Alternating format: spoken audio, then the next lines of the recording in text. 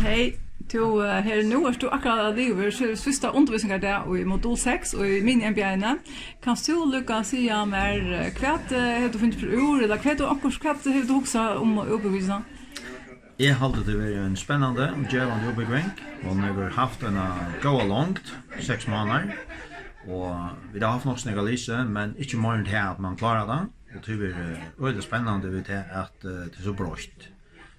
Vi har varit i jobb med strategi och budskap, HR, samskifte, förrättningsförståelser, modeller, till närmast allt som vi har varit i jobb med på så stort att ja. Så det är väldigt spännande och givande.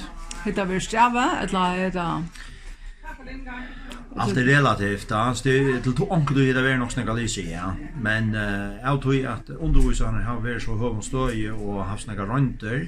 Så heter lika väl viska att alltså till att låta vara så som man finns det på sjur som man kan. Ta böcker som du har läst, det har vi vikman där har vi goar eller alltså så generellt. Ja, I hade där har varit öde vi kommande, tar vi goar och tar hade personer som undervisar och som jag säger en öde hur står i östern förrättningslöven Danmark och undervisar CBS och stanna. Så tar har valt till allra bästa böckerna ut av nekva möbeljon och det blir som pensum och så har det jävla tillfälle som vi så kommer ut i till Honorøy i sin 18 nu tar vi ett här liot så egentligen då har vi finns ju nek tillfälle och det bra jag vita om hur vi kommer viska i Laslo i Vindlund.